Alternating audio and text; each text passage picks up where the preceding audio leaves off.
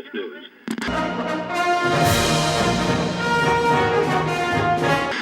I am the eggplant. That's what I am.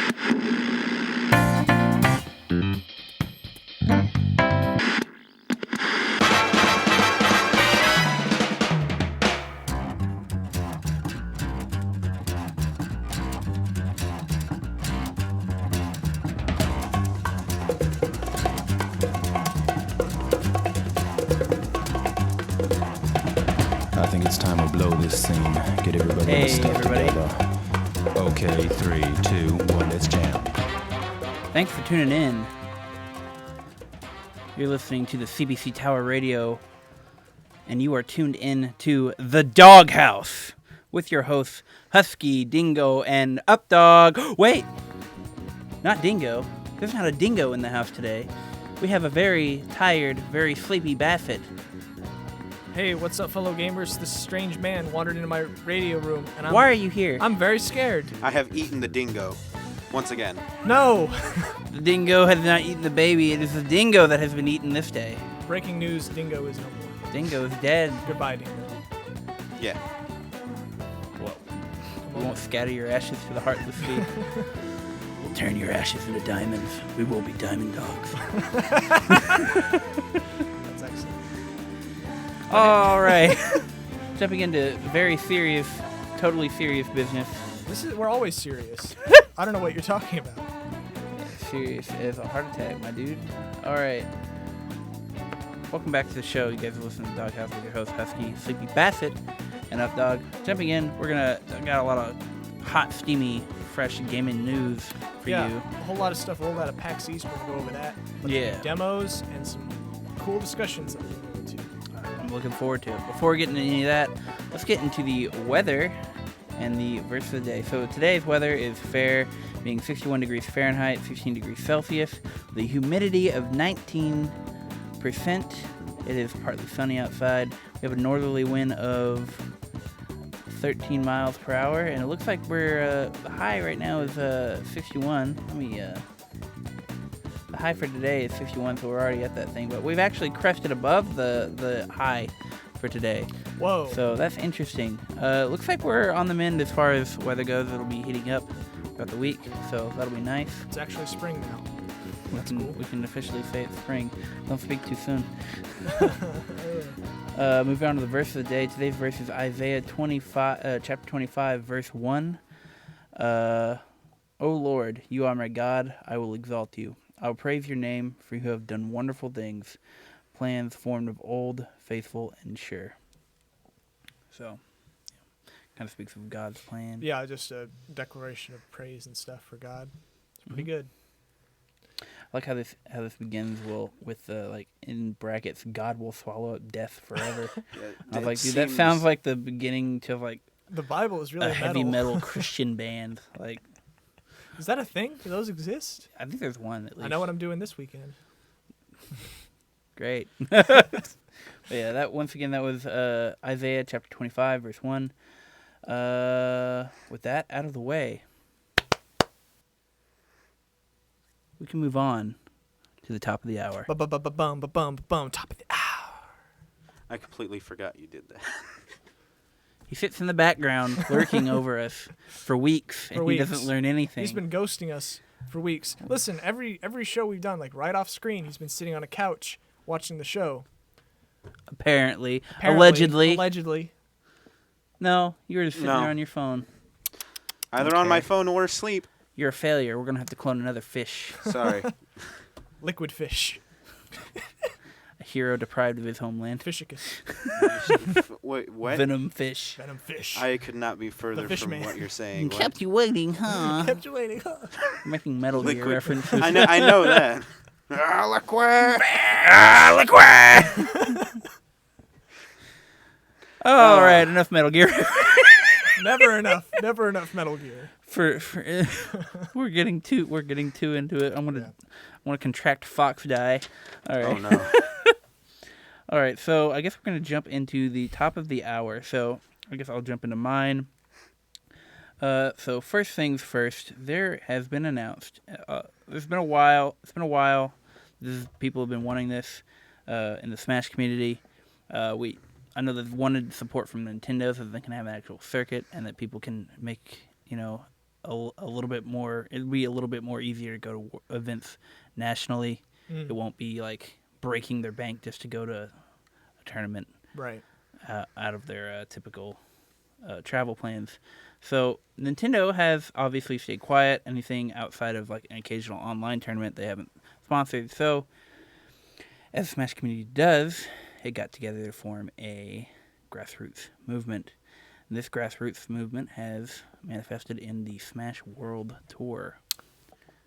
Right when the coronavirus is starting to hit. Incredible. Incredible timing. Excellent as always. But yeah, it consists of a whole bunch of A tiers and stuff, and these are just like professionally funded, and it's part of an actual circuit that Smash players from every game are going to be able to participate in. It looks like it's actually going to be able. It's not perfect or anything, I'm sure. I'm sure it'll probably be a little bit rough the first time around, as anything is. But it's nice to see that, the Smash community is at least getting something in the way of esports.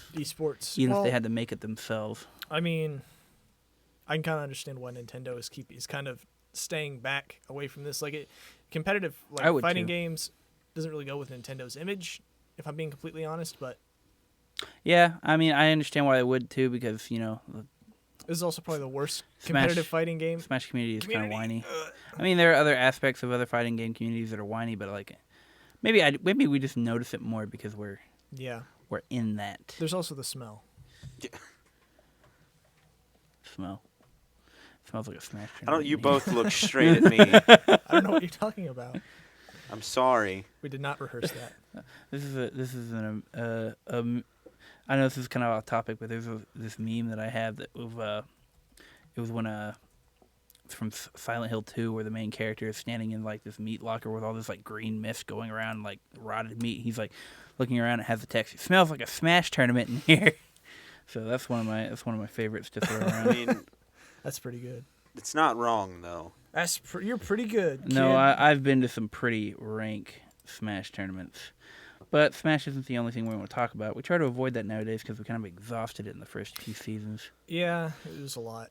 But yeah, moving on, we can talk about some new Resident Evil 3 details. We already saw the gameplay last week. Right. It looks cool. They released some new gameplay this week of this streamer kind of going through with his, like, she had this big chair behind her.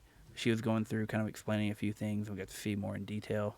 But as far as details go, so you guys know the save rooms that they have in these old Resident Evil games? Yeah. You know how they're usually safe? Yeah. You gotta be kidding me.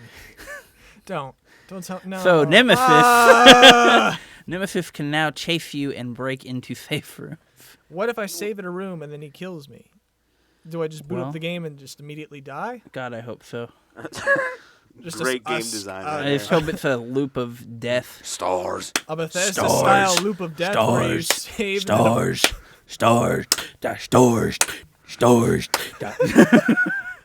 I can't wait to boot up Resident Evil 3 and just have a Bethesda-style like death loop, because like an arrow hit me in the head right when I hit save. Oh my gosh, the best death loop.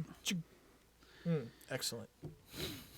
Wait, is that actually a thing? Yeah, like- that happened to me. It happens all the time. Is that like Skyrim or something? Yeah, Skyrim, Fallout, all the auto like all the games you can save. Other games that are basically No. held together by duct tape and dreams. All the games that have just save at any time. Yeah, It's more of a problem with Bethesda games. Most games like you can save at any time, but it's not as much of an issue. Like, I've had to go. I've played a game of Skyrim for like 3 weeks and then had to like restart because I forgot to save until the moment my demise. right. Oh no. Other details which are less significant than that detail, that horrifying, terrifying detail. Really hope there's not a death loop in that. Raccoon City is apparently much bigger than before, which means it's going to be... It's like, from what I understand, the streamer described it as a, like...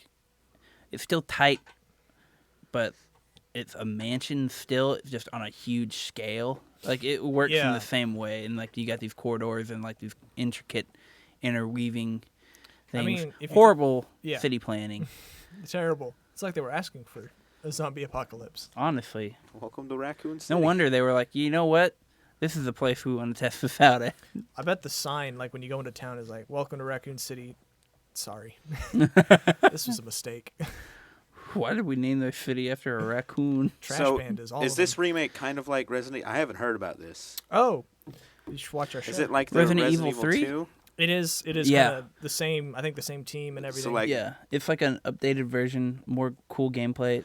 This is starting to lean more into actiony, like the Resident Evil 3 did Yeah. at the time, which that's So, cool, I guess. Sure. Whatever. Do you She doesn't think have a they're tube top gonna anymore. start doing this for all their past games? I hope so. Because that might be amazing. I want to see Resident Evil that 4 end again. run. Ooh, I want to see Resident Evil 4, but then double down more on the terror. Maybe just make Which it one was make it 4? more make it more scary and also make it more over the top to match. Chased through the forest by hillbillies with chainsaws. Yeah. Oh, okay, so 4 is the one with the... I was going to say, wasn't one of them you were just... Usually it's like zombie apocalypse or there's these weird ink monsters, and this one's just a bunch of rednecks. Well, the virus just manifests in that's- so many different ways. That's 7. That's a yeah, different. 7's the one with the ooze monsters. No, 7's the No. one with when you're trapped in the house. Yeah. The the VR hillbillies. experience. 4 is when you're Leon Kennedy and you're going through this like countryside Yeah, with these guys that have like chainsaws and stuff. hillbillies. Sort of, I guess. Yeah. They're like foreign. But yeah. They're like, but they still have the T virus. It's just manifested in a different way. There's so many different mutations of this virus at this point, honestly. Ah, But yeah, that's why they all look weird and pale and like. Eh. But yeah, there's gonna be lots of optional content, and Carlos, who is part of the Umbrella Strike team, in that he's going to have playable segments. So that'll be cool. It looks like the voice acting, at the very least, is much better than the original Resident Evil 3. So Well, I mean that's not hard. and no tube top though. Jill is not wearing a tube top, so I can't buy it. All right, moving on. No, I'm just Gosh. joking. No. But yeah. So let me see if there's more actually. But yeah, aside from that, there's one more top of the hour I have, and that is Castlevania Symphony of the Night has been ghost dropped on mobile platforms. Wow, So that's cool. if you want to Wait, go, mobiles really? yeah, See, that's what I said, because I can barely play it on a controller. That's weird. I think at this point they're expecting us to have like our controllers hooked up to our phones, which I guess that's possible at this point. I haven't done it because I'm like, Me neither. why would I do that? But If yeah, I'm gonna connect a controller to anything, I just play it on a TV. Yep. If I'm gonna go through all the trouble, but honestly, just go and download it. it's probably on the Like, PlayStation I guess, Store or something. yeah, it's probably on the PlayStation Store. I mean, if you really want to try it on mobile, You can get it on Steam probably. but It's like, probably on there somewhere. Maybe. anyways, Or you could just get like better games. Castlevania Symphony Like of the Angry Night, it's on there. Birds. That's cool. Gwent will be coming out too on mobile. I'm a little bit more excited for that, I guess. Yeah, but yeah, that's my top of the hours. Moving on, I guess we'll jump to a very tired, Very sleepy. very sleepy, very fatigued Bassett. All right. So for my top of the... Well, Okay. I'm not Okay, going to go with that. Okay, Eeyore, tone it down. Top of the hour. There was something like 30 minutes before the show that we watched. Yeah. It was an ad that appeared on YouTube while we were looking at other things, and it just caught my eye. I wrote it down, and I have some stuff pulled up about it. Tamagotchi is a new feature in the most recent Call of Duty game. It's a Tamagotchi pet. Instead of feeding it, like digitally, you have it pulled up, and as you kill people, you get kill streaks. It grows. So the Okay, way you so, like- provide food is by defeating enemies. So like the more points you get in Call of Duty, the more you feed your Tamagotchi. Yes. Okay. And the fact that this is in the game, the reason was the developers for gameplay Mm-hmm. had implemented a watch system, like in the base files, and they didn't know how to, like, use it. So they did a brainstorming session after the game came out, and someone in their brainstorming session said, "I got it, Tamagotchi pets." That's Just amazing. brilliant That's pretty idea good. right there. I will fuel my Tamagotchi through blood. It The was- blood of my enemies. It's two really great, really dead series. Tamagotchi and Call of Duty. They're together forever now. Call of Duty will never be Oh my dead. gosh, It'll it always was- be there. It was so weird because I was watching it and I was thinking, there's a new Tamagotchi watch out. Like, they fooled me. And then I saw Yeah. Call of Duty gameplay. I'm like, wait a second, what is this? I'm confused. Wonder if they'll I let don't me- think I should be here. wonder if they'll do a Chow Pet or Neopets crossover next. Ooh. That'd be cool. I Say have- ooh to that. Yes. Don't I say haven't ooh to that. heard of Neopets in a long time. My pets are dead. Yeah?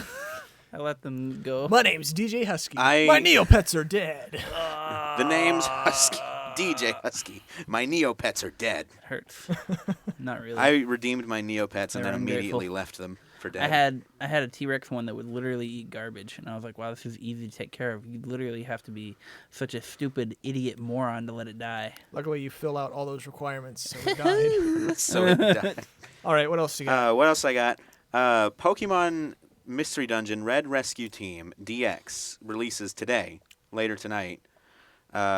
I don't have the funds to buy it, so I'm really sad, but I'm happy enough that I get to talk about it here. The original Pokemon Red Rescue Team and Blue Rescue Team were made in 2005 and released in America November 18th, 2006. Really? Yes, That's my because that's my birthday. I got it a few months after it came out. Me and my brother, we both got a copy. I still have my copy back at home, along with my Game Boy that I played it on. Wow. So That's incredible. It's- and interesting. playing the demo I'm intrigued. of it, they word for word copied from the old copy onto the new looks and everything. The one thing that they didn't keep that I'm sad about is the attacking mechanic. So usually you'd walk up something and you just tap a button and you have a base attack. Like you have your 4 special attacks like Scratch, Ember, Double Kick, Leer. Sure. But if you just walk up and press a button, you'll do like a shoulder charge or a punch depending on which Pokemon you are. So if you're playing as Totodile, you just waltz up to enemy Pokemon and just sock it in the Yeah, mouth for yeah. a bunch of damage. Use a DDP if you're Machoke. If you're Yeah. Machamp. You just do the Machamp. you do the Dempsey roll. Unfortunately, you can't have evolved Pokemon until you've beaten the entire game. Cowards. There's a phenomenon that's happening that the Pokemon have to evolve at a spring of power in this land, and the spring of power is out of energy, and no one knows why. Okay, so like So you evolving is the story basically. Evolving at the very end of the story, the well is powered up again, from what I remember, Okay. and so you get to play through all these different areas you've already gone It through. seems kind of like a contradiction because all I ever really want to do when I'm playing Pokemon is level up and evolve my Pokemon. But if I can't, I have to do it at the end of the game, which means like everything's already done. Well, it's amazing because you have, I know in Explorers of Time and Explorers of Space, one of the final bosses is Dialga and Palkia, and you can just run through as like, hey there, I'm a Mudkip, and you just whoop this God of Space's butt. There's no consistency in anything Nintendo does. I mean, Change my mind. Man, great. It's a third-party company. anyway, Red Rescue Team DX releases today. Great. I'm Wow. excited for it. I love it. Wow. I've always loved this game. I think it's cool that they're bringing back like stuff for the Switch. I want to be honest. I think that's cool. I played the demo, and like I was really intrigued by like you being able, like they have a personality test for you, and well, that you can like choose your Pokemon that way, or Like Fallout. or you can just choose your Pokemon Yeah. like Fallout. In the original game, you didn't have the choice to choose your But, like, Pokemon, but I'm glad they gave us this one because I wanted a specific Pokemon. I was Sure. intrigued by that, and I was intrigued by like me being able to play as Cyndaquil because he's the cutest starter of all time, no cap. In my I opinion. guess. I don't know. Yeah. But I got to play as him, and it was cool. And then I actually got to the gameplay, and it's like a dungeon crawler. I'm not a very big fan of the gameplay. I'm not. I guess it appeals to some people. I'm not. I'm just not. I think wasn't that into The it. Pokemon like video game that I played that like was the most enjoyable as far as like like gameplay wise was like Pokken Tournament. I never got to play that one very It's- much. It's actually pretty decent. Huh. And it was a fighting game, so I was like, I know what to do. Maybe they'll make You another punch one. them until they fall over. Maybe they make another one. Make I feel another like, one with more you know, Pokemon It's in it. weird. Hmm. This is something we're going to talk about later, but like the latest Final Fantasy games have started going away from the how they started with the Yeah. turn-based combat, and they've started going to more actiony and This is- stuff, this is what I'm or always- MMOE. Yeah, like this is what I'm always saying. Like turn-based combat is not enough anymore. You have to have some kind of hook or some kind of. Yes, you have to mix it up a bit more. You can't really do the classic turn-based. I'm thinking I'm wondering if like the next step for Pokemon. They'll never do this. They're cowards. But like the next step for Pokemon would be interesting if they did something like Final Fantasy-esque. That would be cool. Can you but imagine? yeah, Like an open world where you walk around. It's like just like I don't you, know. I had a thought and it just zapped out of my head. you encounter like wild Pokemon and it turns into like a arena-esque battle like Pokemon, like Pokken with like Dragon Ball elements. Sure, It'd be fun. Oh, that'd be neat. I'd be down. that'd be awesome. That'd be awesome. All right, what else you got for top of the hour? Problem you have I with that have is really one more big top of the Pokemon. hour. Yesterday was the PlayStation 2's 20th anniversary. Oh, really? Yeah. Yeah. Cool. I didn't know It that. doesn't feel like it's 20 years old. It feels like it's older because it looks like an old system. And I didn't even realize the PS2 was that old. yeah, me neither. I just kind of assumed. You just said it looked older, Yeah, no. and I said it didn't look. What? What? Huh? Sorry. I can't. PlayStation 2. PlayStation 2. Isn't that game with Batman? Isn't that the system with Batman Begins game on it? Yes. It's also got Yeah. Kingdom Hearts. Kingdom Hearts Yeah. 2. First one. Well, you gotta ruin my vibe like that. The first dude. one. First Kingdom. Yeah. Dingo's not here. I could hear his ghost screaming. So. Yeah, it's in the comment section right now. Oh, there it is. I see him. But dog. Yep. Yep. Get out of here. Actually, okay, I'll say this. This is all I'm going to say about it. Kingdom Hearts 1 wasn't that bad. I played it on the PlayStation 2, and I beat it, and then I walked away. Sure. Still breathing. Yeah. I'm sure it's not that bad. It's just, as it goes on, it's just like degeneracy. Just gets worse and worse. It's like rot. Jeez. Well, I'm sorry. That's what it is. I'm on All right. 0 hours of sleep. I'm not. There's no filter There's here no anymore. filter left. I'm a Boy. broken man. You're getting pure, unadulterated husky. Ugh. Is that actually a thing? You have me scared. Look at him. Okay. All right. yeah. I wanted to ask you two of what you think your favorite PlayStation 2 games of the past were. Ooh. Yeah. What, you have one? Yeah. But I want to hear yours first. Mine? Okay. Marvel vs. Capcom 2 was pretty good. Was that? I thought 2 was on like the next gen. I thought like the Ultimate Alliance. I played no, it. MV Marvel vs. Capcom. Sorry. Yeah. Marvel vs. Capcom 2 on PlayStation 2. Really good game. I think Excellent game. it's probably the best one. Yeah. If I'm being It's one of honest. the most storied ones. They're bringing it back for Evo. Yeah, Melee's out. Are you gonna watch that? It's Marvel, baby. Yeah. Marvel, baby. Are you gonna watch that at Evo? I probably will. Yeah, I'm We should do that. intrigued enough to check I've it never out. seen anything. We'll have to watch it together. It's cool. It's Oh, the best. It's I the- know Marvel vs. Capcom existed. I know nothing of Marvel vs. Capcom. It's like the first and probably the best like team. Well, I don't know. Dragon Ball's also pretty good, but like it's the first. It kind of popularized the team fighting game system, where you switch out characters and stuff. Right. That was really good. Shadow of the Colossus. That's probably my favorite one. Ooh, that was on the PS2. I haven't Oh, got to yeah. play that yet. It's really, really, really hard. Gonna try to do that. It's soon. hard, but not for good reasons, for bad reasons, because it's janky. But that kind of fits. It into what kind of you're fits doing. because you're a tiny boy fighting giant colossi. Yeah, like it's hard to hang on to these things. Like when you're on the back of a Colossus and it's like struggling and you're like just getting whipped around. I would expect it to be difficult. So Yeah. it fits. Yeah. Yeah. You had a slew of them, as far as I remember. I have 3 that I chose that I couldn't choose between based off of memories I have from when I had my PlayStation 2. Great. I can't wait to make you choose one. Oh, if I had to choose one, I'd choose my 3rd. Which of your children? Well- Oh, okay, you just picked. Okay. You're no fun. No What are hesitation. you talking about? I get to like give these like life or death situations to Dingo, Yeah, you and I'm can like, make- you have to put a bullet in 2 of them. It's not. It's not. I stand there and go, ka, ka. There we go. Oh Like, man. Oh god, dude. I didn't even know that thing was loaded. I handed it to you as a joke. Oh jeez. All right. Well, what are your favorite ones? I have 3, but Finding Nemo for What? PlayStation 2. What? Yes, you can. That's a a movie game. I'm about to bully From a you, dude. Pixar Yes. video You're game. free to bully me. I Oh don't my care. god. I spent several days with my dad sitting on the couch as he taught me how to play Finding Nemo because we were having a good time. That's why I love it so You're much. gonna find Nemo in the toilet when I give you a swirly, you nerd. That's a touching Papa? story. You have to play it with your father. Papa, Yes. Like Papa, Finding Nemo with your father. I cannot beat it. Papa. I played Crash Bandicoot and old like Episode 1 Star Wars on PlayStation 1. Oh, with my dad. actually, yeah. Star Wars Battlefront was on PlayStation 2 also. 2, right? Yeah. Yeah. Battlefront Both of them. 2. Both of them are. I'm going to write that down as a good one. Whack. Wackadoo. Whack.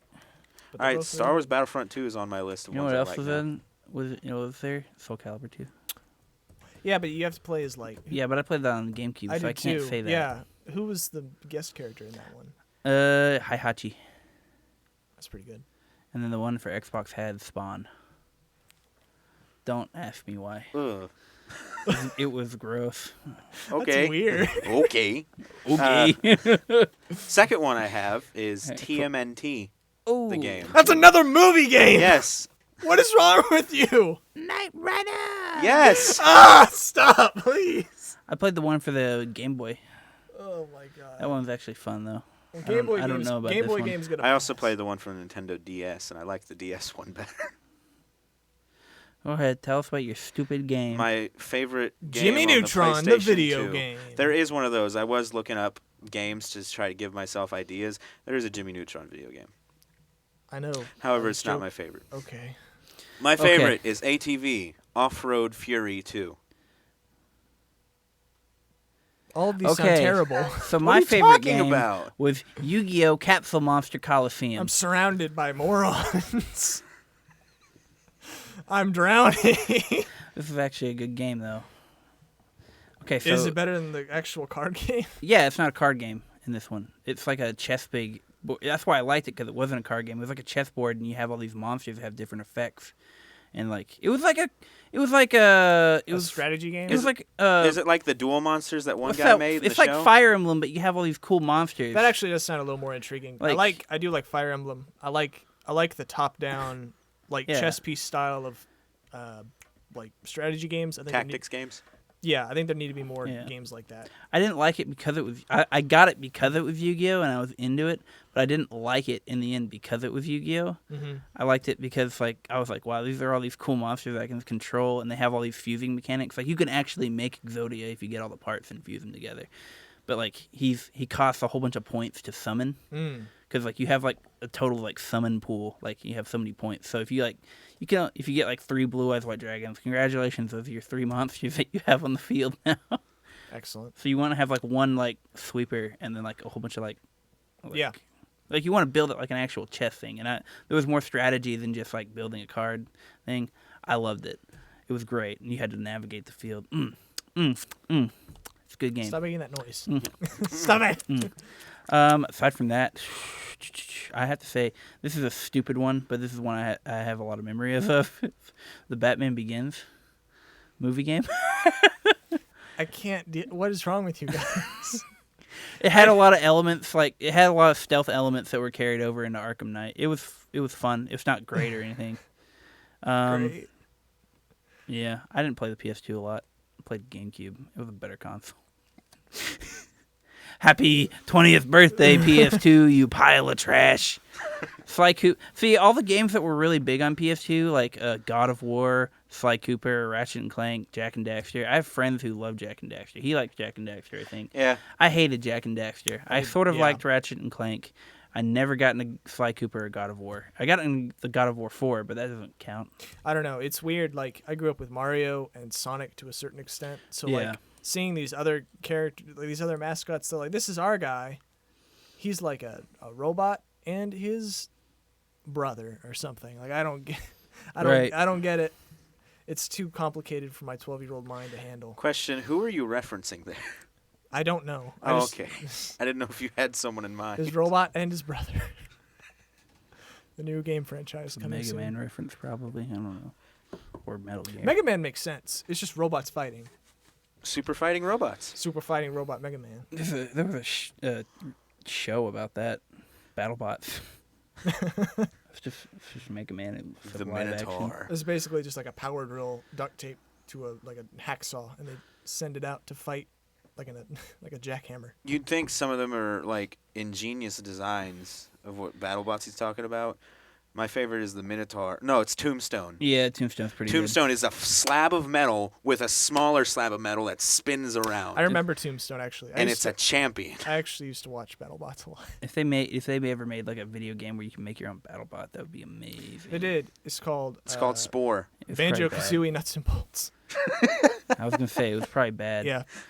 I Alright. strapped a 9 to my BattleBot. Okay, moving on. We've still got to do your top of the hour. It's time for the best top of the hour. Because I didn't pick bad PlayStation 2 game. Duh. HBO is making a Last of Us TV series. You did pick a bad TV show, if I'm predicting. I don't think it's gonna be good. No, definitely not.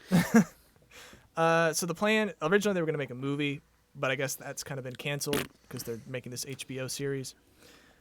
It's being overseen by PlayStation Productions, which is also doing the Uncharted movie. That's like a new sort of part of Sony Productions that is overseeing all the video game to live media franchises they're trying to get off the ground. So Sony has still got its like mitts in this series. So chances are it's probably going to be bad.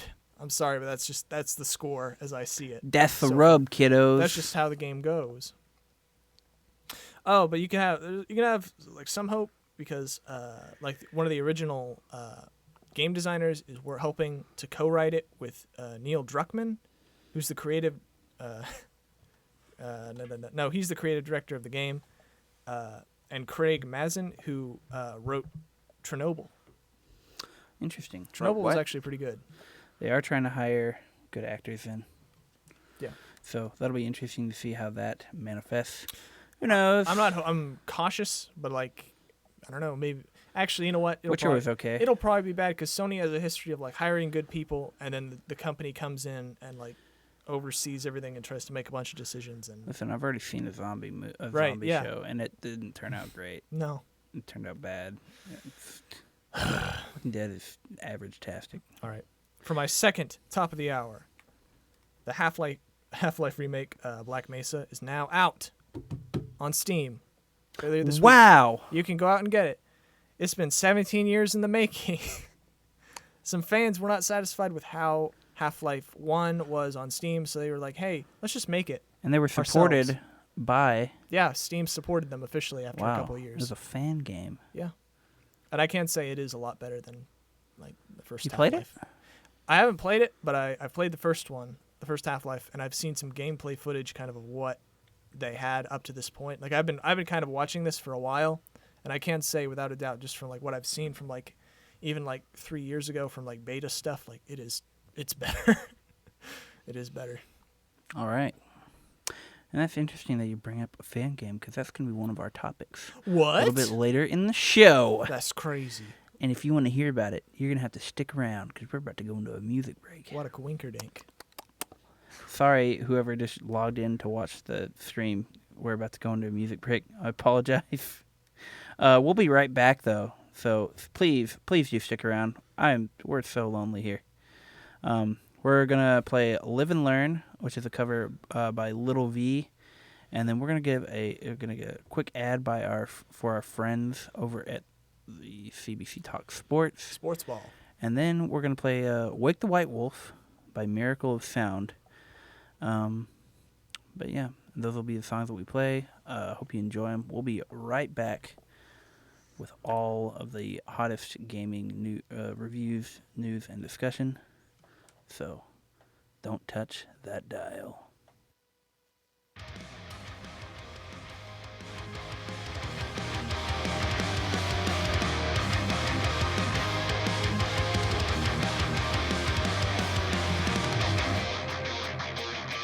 Can you feel life moving through your mind?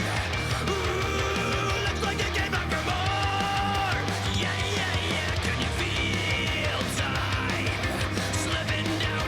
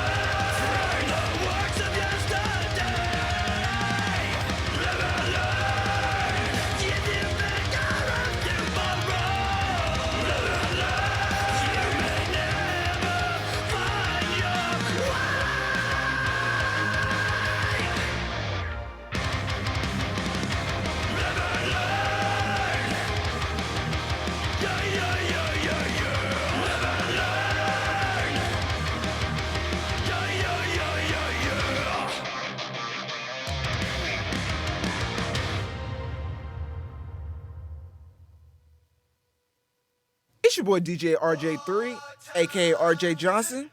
I would like to inform you that I am doing a sports talk show called CBC Talk Sports with none other than The man, the myth, the legend, Elliot Bender.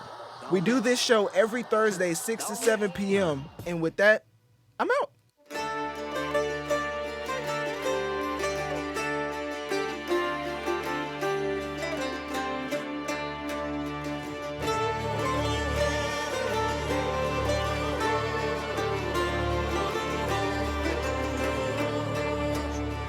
Torches of war under hatred sail, a whisper of doom on a weary breeze. Scorching the shores in a blazing trail, cinder and fume foul the air we breathe. Blood of fallen kings, blades of chaos ring, steel and silver sing for justice. Keen to the scent, the hunt is my muse, a means to an end, this path that I choose. Lost and aloof are the loves of my past. Wake the white wolf, remembrance at last.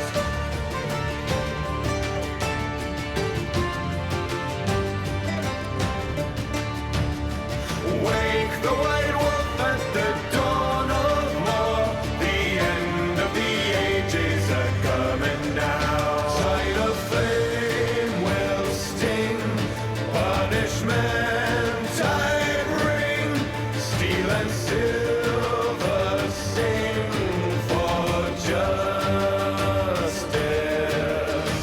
Keen to the scent, the hunt is my muse, a means to an end, this path that I choose. Lost and aloof are the loves of my past. Wake the white wolf, remembrance at last.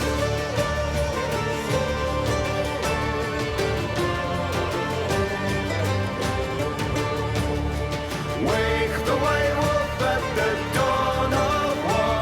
The end of the ages are coming now.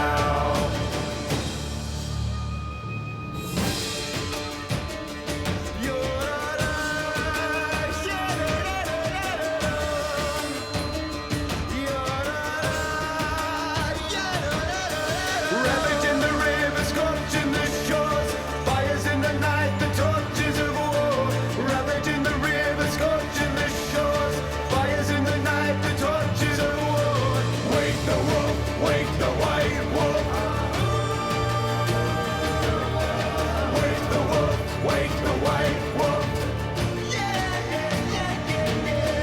Ravaging the rivers, scorching the shores, fires in the night, the torches of war.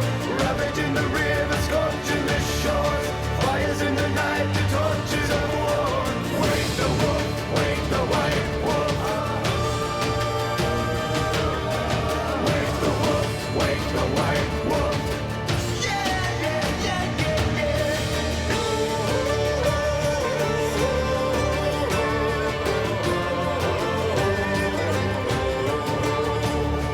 Wake the white wolf at the dawn of war. The end of the ages are coming now. Hey, everybody, welcome back. You are listening to The Dog House with your hosts, Husky, Sleepy Bassett, and Updog.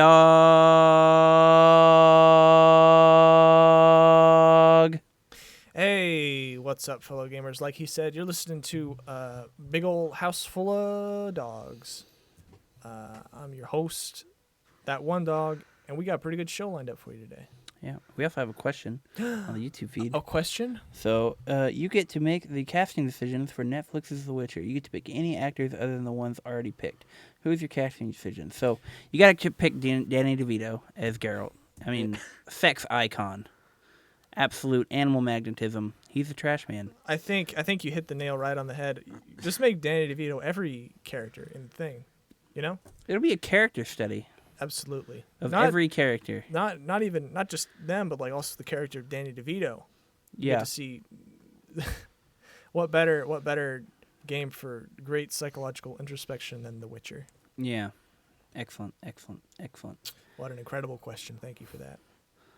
I was gonna say just make Henry Cavill the Bard. Make the I don't know. I haven't seen All the the- show. I haven't played the all game. all the female roles should be played by like a girl who's like really uncomfortable around Danny DeVito at all times, and he's always any woman. he's just always like uncomfortably close in any scene. Like really, it's bad. You're describing just like any Danny DeVito like film or I'm describing anything I've Always seen. Sunny. Yeah. I'm describing Always Sunny in Philadelphia. Basically, I want to watch Always Sunny in Philadelphia, but instead I'm here with you people. Thank you for that. I had no control. Let's talk over about anything. video games. God. Anyways, This is basically how it goes. Yeah, Like someone- I assume Every time we get a question, it always ends up just with Husky getting really angsty. I don't understand. I'm on 0 hours of sleep. I got nothing to lose. his teenage angst is All coming right. back.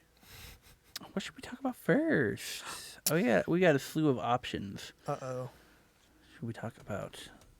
Just jump in. We already talked about Black Mesa, which is a fan game. So why don't we jump into fan games? Another fan game. No. Okay, what's Okay. next on the list?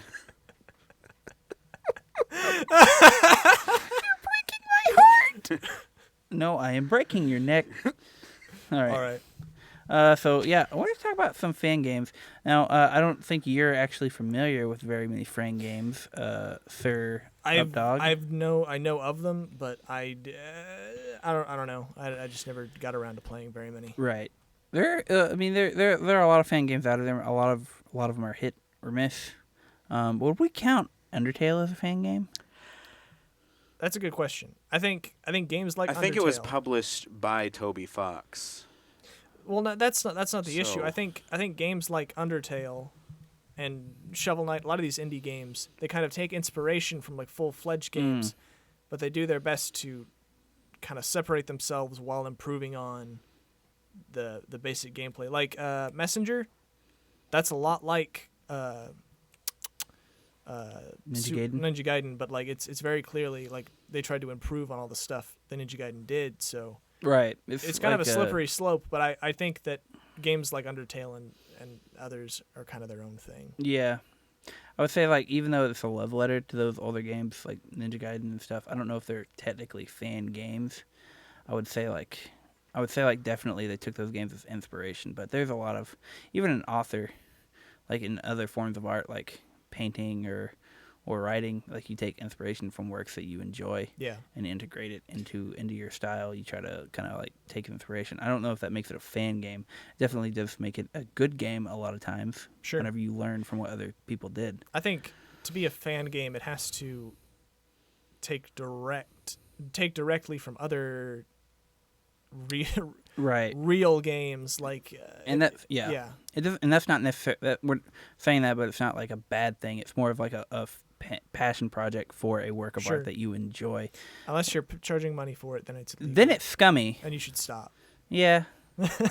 Unless you're making a lot of money. Then. Then you can call us at 555. No. But no. You know, a lot of fan games I've played over the years have been I've been unabashedly awful, or they've been like actually really, really, really well made. You usually only hear So, about the good ones. Yeah. One of the early ones that I played was actually Super Smash Flash. I don't know if Oh you guys my have ever God, played I that. remember that. Yeah. Yeah. So I mean, it's not like a great game or anything. Have you ever played it? I know the lineup, but no, I've never played it. Yeah, I've played it. If you play it with a controller, it's not that bad. If you don't, it's bad. I hope that's as close as Goku ever gets to Smash. And Luffy and Ichigo. Yeah, they're all in there, baby. Yeah, they got a wild lineup. Actually, when did you I pull knew up? about When did you Rayman. pull up the lineup for Super Smash Flash? I knew about Rayman. Yeah, but that they was got about it. Lloyd in there. It was one of those passion projects that's like, okay, this is never going to happen in an actual Nintendo game, so we're just going to throw every inconceivable There's a pick Super in there. Smash Flash 2. And including the normal roster too. I don't know if they actually have Snake in there. Yeah, the Super Smash Flash 2 now. It's really Well, I mean, like super, like I would say yeah, but Ultimate happened, so I don't really know what. Yeah, I mean, these were made before Yeah, Ultimate were before a thing. Ultimate. I mean, Ichigo's and Goku aren't, and Luffy are never going to get into Smash, so it's more of like for those kind of requests. Please don't let that be the kiss of death. All right, so what did you want from Knock on wood. What did you want from that? Yeah, I just want to see it. All right, yeah, Give it there to you go. me. Okay. Yeah, so it looks like this is Super Smash Bros. 2, the updated one. So it goes with like the Melee kind of layout. It has Mario, Luigi, Peach, Bowser, Yoshi, Wario, Donkey Kong, Link, Zelda, Pikachu, Jigglypuff, Captain Falcon, Mr. Game & Watch, Kirby, Meta Knight. And that's, it has off the main roster, Fox, Falco, Marth, Pit, Samus, blah, blah, blah. The really outlandish picks, they added like Bandana D, Isaac. Isaac, he's never going to be in a Smash game. This is an assist trophy. Shut your mouth. Chibi Robo, Goku, Luffy, Naruto, Ichigo, Bomberman, Okay, Lloyd, wait. Stop. and Sora, No. and the Black Mage, No. Tails. Yeah, my brain. the goal of this was to go really off the wall with this roster, and it was kind of a passion project. It's not like it's a bad game. Certainly not a bad game. It's fun to play, from what I can understand. Obviously, not an actual Smash game, but you know. I think I only played it like way back in the day when I think Naruto and Goku were like the only anime characters on the roster so far, or at least the only ones I recognized. But like, I guess it's cool, you know. Like if you're a fan of these characters, it'd be nice to see them in some kind of Smash game, probably. Yeah, I mean it's just like a zany, it's a zany project that has a lot of heart and passion poured into it for being so weird and niche. Like you get to fight Mario with Luffy. Sure, that's fine. What is this, Shonen Jump? It's a better game than Shonen Jump, honestly. Harsh, but true. But yeah, and then in the same vein, you have games like, and this is a game that was made a little bit more effectively. I'm just trying to find the characters for this game. Project M. I don't know if you've ever heard it. I've actually played this one as well. Yeah, I played that one. You had to jump through a whole bunch of loops to get this thing on your. I haven't played that one either. Yeah, so like, excuse me. What you had to do was like, I think you had to like have it on a SD card or something while you played Brawl or something, and then it would. It was upload. a mod, if I remember correctly.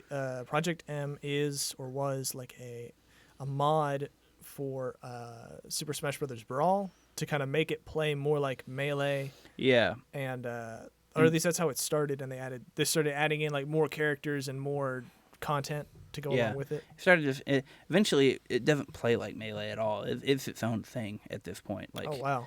Spaceys are not at the top. They tried to make it. Melee was like the anchor point, but they did want to make it more balanced, and it's generally balanced. That's pretty cool. I think Wolf is at the top of the tier list in that. I know Meta Knight isn't as great, but well, now I know why you like it.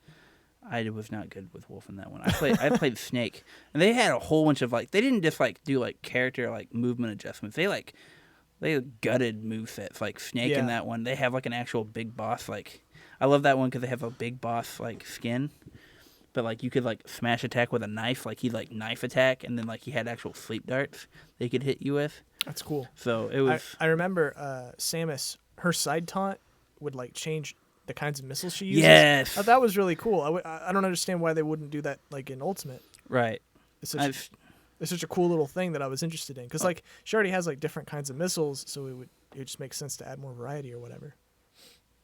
Yeah. Yeah, I think, and I feel it. I agree. It's a lot of cool things that you kind of wish that Nintendo would do. But like, you know, Sakurai and his team have done a lot of cool things with Ultimate as well. But you know, sometimes I don't want more characters. Sometimes I just want more refinement in the gameplay.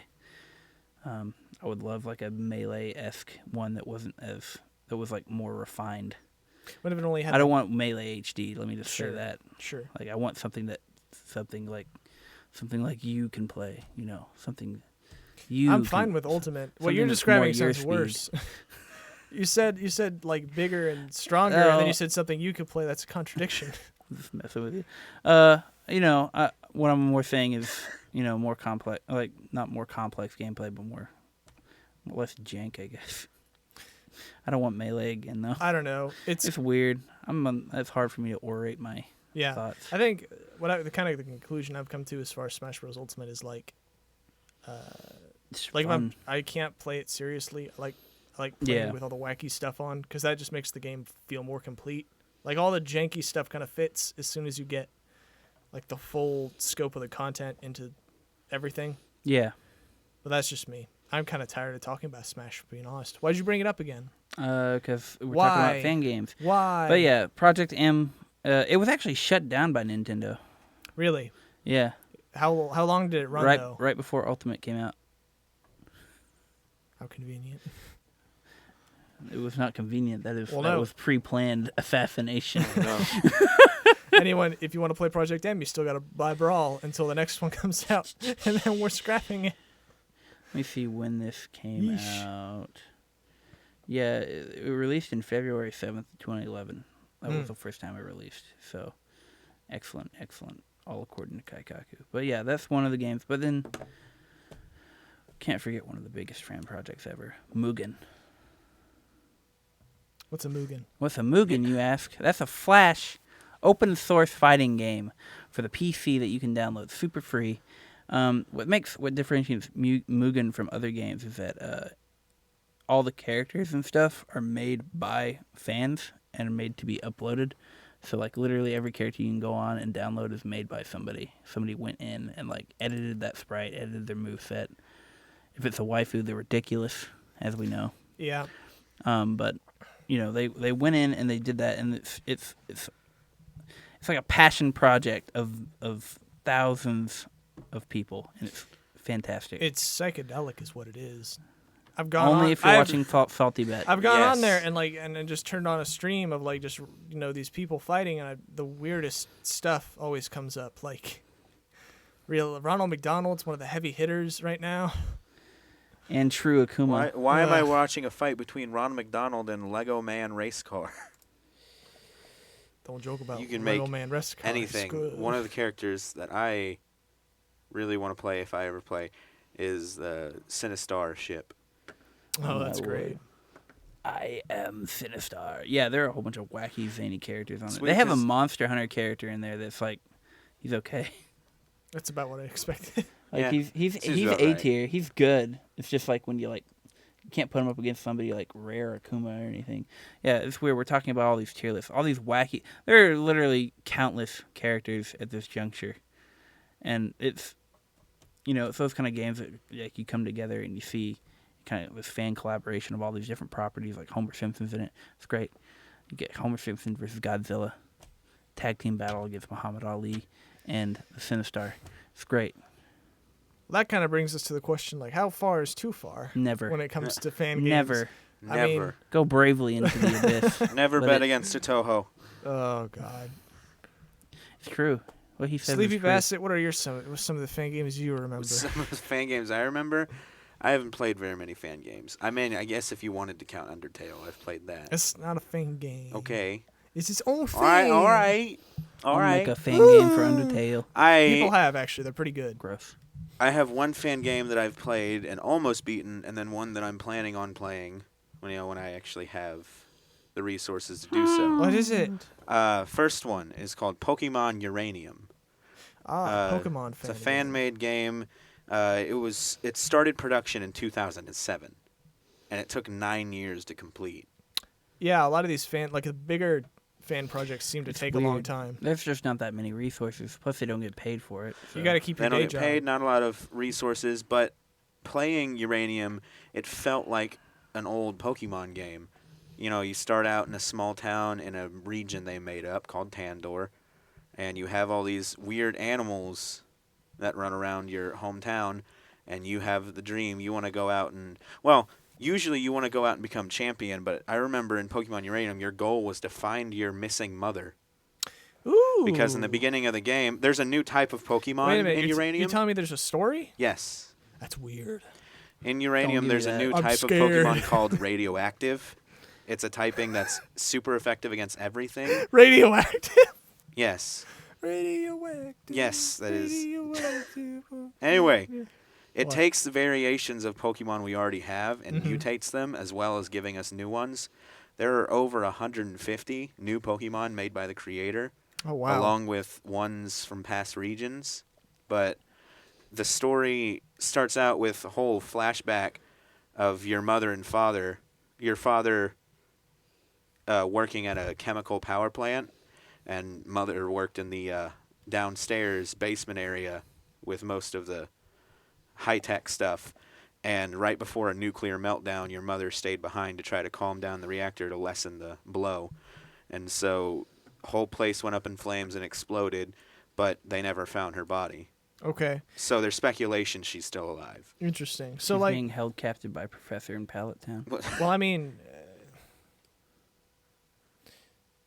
like I think it's interesting. Like a lot of these fan games try to, like we kind of mentioned previously, like they try to improve on points that the original games might have missed, or like things they kind of didn't do so well. Like I know the Half-Life remake, they like completely remade the last part of the game because like Valve software, like they were really rushed at that part of the game, and so it's like infamously bad. So like I think it's interesting that they tried to remake Pokemon, and the first thing they thought it was like, what if we had a story though? Yeah. What if we had a reason to go out and do stuff? Wouldn't that be cool? They kind Yeah. of balance that out as well, because you remember every Pokemon game has a rival. And in Pokemon Sword and Shield, you had your neighbor who's a kid and his older brother was the champion. They kind of did the same thing, except for your rival is like 4 or 5 years younger than you. He's a little kid. And he is dead set on becoming one of the greatest in the world. Every time you beat him, he starts crying and runs off. It's just like me. And his father is the champion.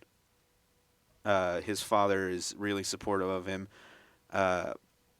But Does Dad come beat you up when he No. goes and tells you? he tells you about comes you? and congratulates you for making his son a better man. Good job for destroying my son at a children's card game.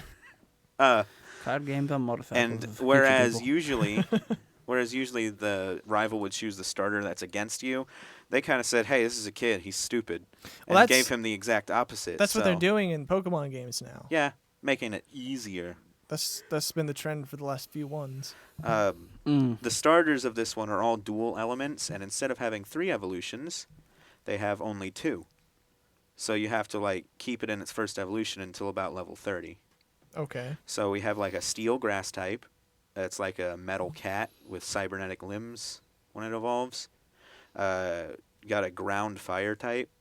That is a velociraptor. Basically Charizard without the wings. And an eel with legs. That's an electric water type. Interesting. So like, are they cool? Oh, they're pretty cool. I started with the cat because, well, I started with the cat first time around because steel grass was a really good typing, I thought. Sure. But then I had the realization that that's going to be really weak to fire. I eventually ended up starting over and choosing the fire ground because it was just really cool in the end. They all have their... It's really funny because, like, in the beginning, you'd usually have Rattatas, Zigzagoons. Yeah. But the creator of this one put stuff called Chinmunks in, which is just squirrels. They're little squirrels that you can just beat the crap out of in the beginning. Yes, it is strange. That's it for Pokemon Uranium. I feel like I dwelled Sure. on that one for a bit. Pokemon Insurgents, however, Oh God, it's another one. I am ready to play this one already. The opening sequence of Pokemon Insurgents, instead of waking up in the back of a van after moving to a new town, or waking up after playing your game, going down to talk to your mom, you wake up on a stretcher tied down with cultists in the room as they talk about preparing you for a sacrifice as a Gengar is stripping you of your memories with Dream Eater. And so they all exit the room in preparation for the sacrifice. They're all dressed like... It's like a cult of Darkrai. I've never seen this kind of Call of Cthulhu movie. And in the middle of your little being stripped of memories, Mew comes to your rescue. Not before you lose those memories. Mew drives off the Gengar and leads you to the surface, which is where your journey begins. And then you promptly So whack instead... it over the back of the head with a stick and catch it. Eat it. You eat it for Well, sustenance. It's also another dual typing situation Gain with your strength. starters. You're provided with either a Ghost Dragon, Dark Fighting, or Fairy Psychic type. Charmander, Squirtle, or Bulbasaur. Interesting. They all have different typings because in this world, it's a region that's directly like an in-between in the world of all the other regions, and they have species called Delta Pokemon, which is complete redesigns of already existing Pokemon. Okay, so there's no new Pokemon. It's just like a bunch Oh of... no, there's a few new ones. But the focus is more on But just their focus- redesigning the old Their focus ones. is on redesigning, and you can also outfit your Pokemon with armor. It's weird because, like, Pokemon kind of did some of this stuff. Like, more recently. Like, we have the region variants, you know? And, like, I know you can customize your Pokemon a bit more in some of them and, like, give them clothing items. So, like, I wonder if they were taking notes. Yeah. I mean, I really want to play this just because instead of trying to become master of Pokemon, you're trying to stop a cult from starting the end of the world. See, that feels like somebody played a Pokemon game and was like, Team Rocket is dumb. I want, like, a really... I want a real antagonist to this game. Team Rocket is like, they have potential though. You gotta admit, like they're basically the Yakuza. If they like played it up like that and they weren't beaten by a 10-year-old, they could actually be mildly interesting. But therein lies the problem, because it's always going to be a 10-year-old. It's always Yeah. going to be a 10-year-old. Well, I haven't played it yet, but I've had something spoiled. People actually die by Pokemon in this game. That's impossible. Well, I mean, in the actual games, they mention wars and stuff too. So like, Oh my. and like Lieutenant Surge, yeah, Hmm. he was like, yeah, this Pokemon was with me through the war. 30 years Gosh, back in the y- States. we and never Lieutenant think about Surge those still things. sees Charlie from the tree. Oh my god. Yeah. Gosh. So yeah, what I'm hearing so far is like there's a lot of fan games for series that are like really popular, like Smash or Pokemon. It also sounds like the ones for Pokemon are kind of attempts at course correction for some of the game design choices, which kind of explains why there's so many fan games of Sonic. Oh, there's a lot to work with there, kids. Sonic Mania Yeah. is actually a good example of a fan game gone right in the Sonic fandom. Yeah. There's also a Sonic fighting game, right? That Right, Sonic- Dingo wanted to talk about, but he died. He dead. He's dead. He gone bye-bye. You ate him, Sleepy Basset. No remorse. I take no responsibility either. Yeah, like I said, I haven't really played a lot of fan games, but I've played a lot of indie games, so I've kind of been... I see a lot of indie games kind of sell themselves as like, this is Castlevania done right, or this is like Pokemon done correctly. And it turns out to just look like Digimon, but point is, I think Digimon was cool. I guess there's something to be said for like looking at a game that you like or don't like and saying like, here's ways we could fix it, and trying to do that yourself. Like I think anyone who actually makes something and puts it out there, you know, even if it's bad, they're braver than I am. Yeah, I can see that. It's difficult. A lot of these projects they work on for years. Like we were watching video before the show started of the Ocarina of Time remaster, where they were trying to put it in the Unreal Engine. They've been working on that for years, and they just got the first dungeon, the Deku Tree, done, and they've gotten to the part where you can actually get to the castle done, apparently. So that's interesting. Really looking forward to seeing the completed project of that, even though it looks kind of uncanny valley, some of the character models. But Yeah, well that... hopefully that'll be alleviated with some polish. Hopefully. But yeah. You got any... Let's get those kind of games. It's weird that you mentioned those Pokemon games, because I can guarantee those weird starters you mentioned, they're in Mugen. I bet I can find Yeah, them. possibly. It's really surreal because I mentioned that they're just variants of the Gen 1 starters. Right. Bulbasaur is a giant skeleton. Like, the Blastoise is a giant skeleton with the shell on. He has, like, wraps around his fist because he's still a fighting type. That's cool. And Venusaur is a lizard with a crystal growing out of it. I am Necroblastoise. It's It's a cool game. Skull Blastoise. If you get a chance, Skull Pokemon Stories. Insurgents. I believe Pokemon Uranium was shut down, actually, Oh. recently. Bo. But Pokemon Insurgents is still going. Speaking of fan games and fighting games, there's this game I like to play called Rivals of Aether on Steam. Like, it's not a fan game, but it, I guess, supports fan content. Steam is like really big about supporting mods and stuff. And right now, like Rivals of Aether, like I really like it because the base game is so balanced and like really well thought out. All the characters are excellent, except for Raster, and it's like an arm race is underway to see who can make the dumbest character on Steam, and I get a front row seat to the dumpster fire. Every day I go on, there's something stupid, or like 100% accurate Cloud. He's got a sword that just takes up the whole like screen. You just press A, and keep whacking. It's like people. the Soul Calibur character creator, but on steroids. Yeah. Yeah. 10 times worse. Ugh. That and the Soul Calibur character creator still has to follow rules. Yeah, but like honestly, like because it has to, they end up the character creations look like even more abominations. Right. Awful. But yeah, interesting stuff. Interesting to think that like none of this would probably be happening without the internet. The internet is the home of all these fan projects. I should have never made it. I should have never. Wait a minute, hold on. Opened that Pandora's box Why? all those years ago in the Sahara. What? Wait, when did you go to Sahara? You created you're Husky, are you saying that you created the internet? Are you... What? Anyway, if you guys have been listening to Doghouse, we'll be right back. Why didn't you name it Dognet? Because we weren't dogs yet. We weren't diamond dogs yet. I was We when were I was running with interns. Foxhound. Well, get on that. So we were Foxhound and Skullface. We were part of the initiative to take over the America as part of the Patriots initiative. I got Fox Die. I got nanomachines. I got like 3 clones. They all want to kill me. Your arm, your left foot is the soul of your brother. Yeah, I got a rocket arm. I'm really confused. Play Metal Gear. I haven't played the Metal Gear games. Oh my lord. Oh my god. It's pretty whack, dude. But So yeah, what, the left foot is possessed by my brother or what? Yeah. don't ask. It's a long story. Yeah. Long, painful story. If I get into it, it's going to take at least 7 minutes to get through that cutscene. Oh. But yeah.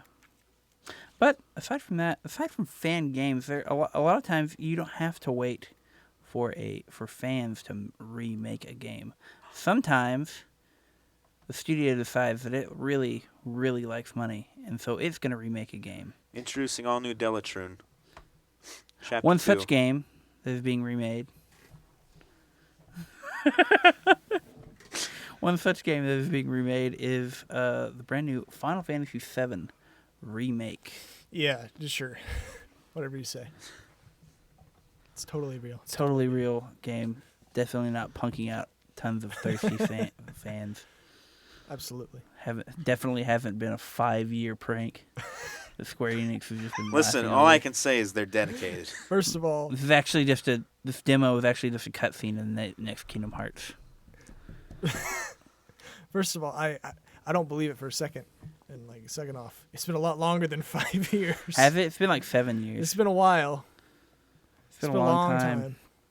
Oh, Lord. I don't know. They had to wait like 13 years for the Kingdom Hearts 3 or whatever. Gosh, Square Enix really does love to yank people around, don't they? Yeah. Oh, man. It's great. It's great. It's a good company. Ugh. But no, in all seriousness, I got to play the demo, and also since Final Fantasy VII, the OG one, was like $5 on PlayStation, I bought that too. Great. And so the demo it have you play through like this first segment of when this game is like 10 years old. Mm. I don't have to worry about spoilers. No. Okay. I'm just like I thought about like holding my tongue, but like, all right. So it's the opening scene from the original Final Fantasy where you are going into this factory to commit an act of domestic terrorism. As you do. As against this company called Shinra that is sucking out the green apple juice from the earth called Mako, and it is making the planet very sick, and it is not feeling good. It is want to die. It's got planet fluenza. Shinra is fracking. But they're pumping out this It's planet oil. juice. It's oil. Planet juice. It's oil. That's what I said. It is oil. Green Yeah, apple I Sprite. said planet juice. Let's be honest. They're pumping this out, and you're there to save the planet. You're play as Cloud, who is a hired merc in this scenario, who is working for this eco group called Avalanche, who is bringing a bomb into this place to disable the factory. This game did not age well. I mean, terrorism has never been a good thing, but like in the last century, Yeah, Hear me out. Terrorism's never been a good thing.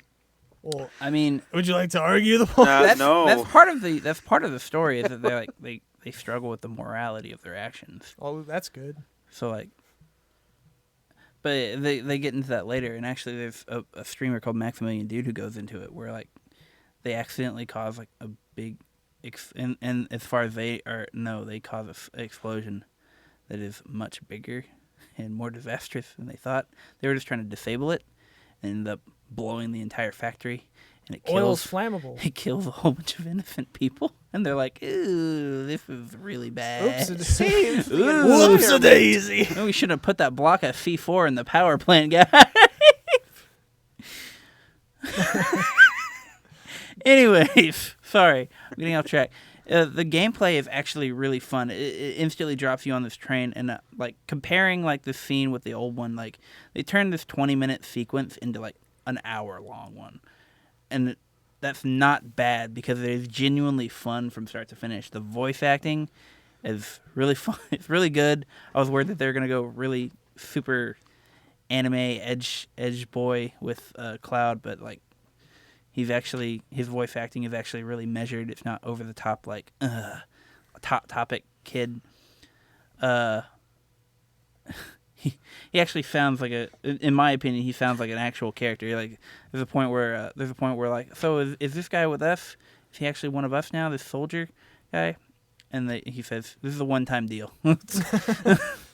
Once this job is over, we're done. But yeah. Also. Speaking of voice acting, Barrett, guy with a machine gun arm, Yeah. fantastic. Love him. Yes. He goes into tirades about how the planet is dying. He like yells at Cloud. He's like preaching at him. Get a And Cloud's hobby. Cloud's like, get help. And he's like, what did you say? Get help. Like the banter between these characters is fantastic. I don't know how the original story went. From what I know, this is going to be changed from the original story in some capacity. General themes and general points are going to still be there, but they've updated it so that it's not just a carbon copy of the same game, of the same story. That's good.